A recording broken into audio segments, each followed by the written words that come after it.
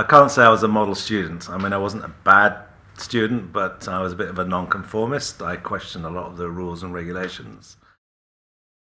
I think it's a fantastic initiative. Libraries are a much underutilized resource, and they could be the gateway to all sorts of learning, not just what people assume, just to come in and acquire books and read them and return them.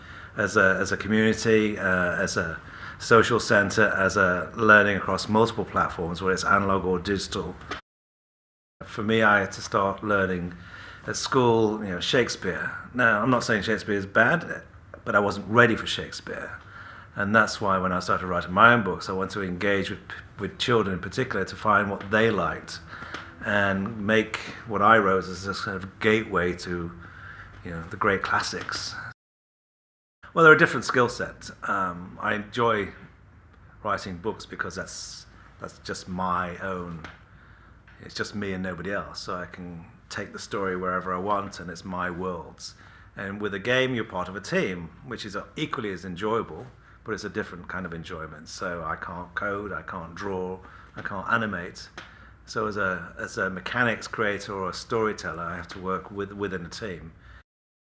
As a child, I read lots of comics, read lots of science fiction books, authors like Philip K. Dick and Frank Herbert, who were great worlds of the imagination there, and could take you to places where you'd never obviously go in your ordinary lives. So comics, science fiction books, fantasy books, playing games, Dungeons and Dragons. I played obsessively for many, many years before I started writing my own books. So I think being playful, dreaming, imagination, just let it run and go with it.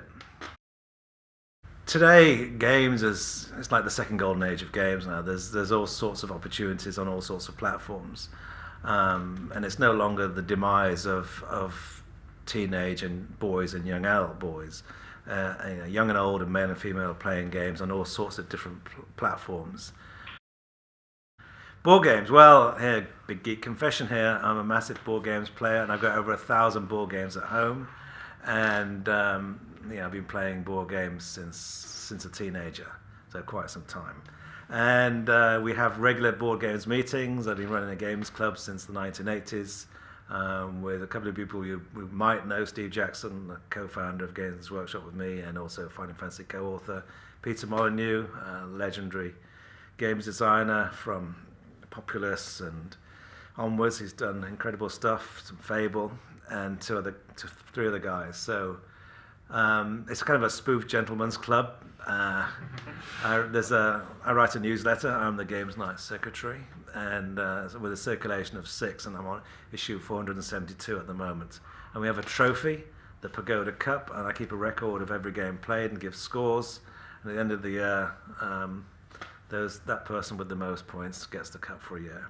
Not only that, you've got the internet, so you've got fantastic sites like Board Game Geek, YouTube, so you can go to Dice Tower and learn any game you want, so you don't have to actually read the rules anymore. So it's never been easier to get great strategy games from all over the world and being able to play them, because all the grunt work of learning the rules has been done for you, and Tom Vassell and co on Dice Tower just tells you how to play. Now everyone's playing games, so it's not so geeky anymore. But there's nothing wrong with being a geek. And the Spectator wrote an article about Steve and I recently and said that we were patient zero for the epidemic of UK geek culture, which I think is a fantastic badge to have.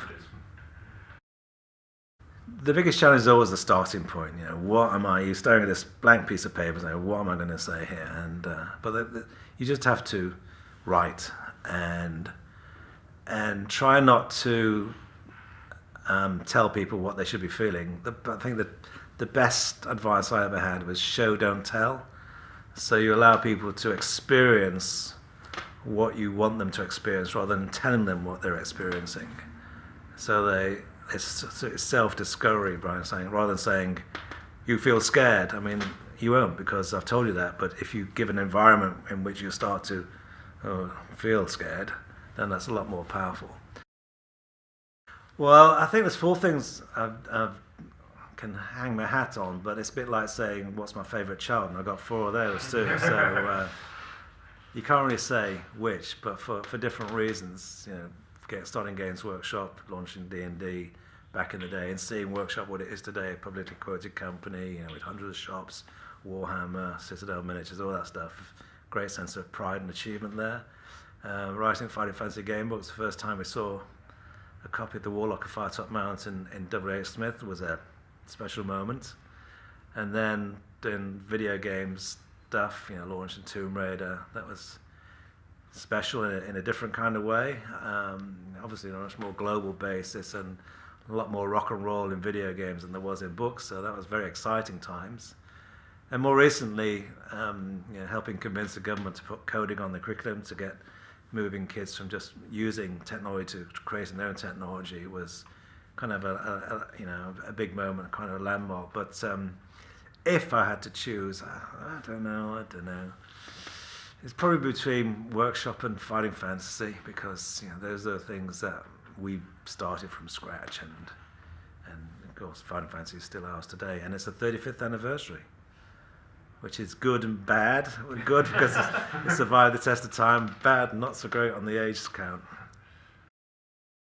So I'm definitely going to write another Fighting Fantasy game book. I'm working on 2 games as well at the moment, and a board game. So, games are my life. I'm passionate about them. I was lucky enough to turn my hobby into a career. The important thing is that you determine your own destiny.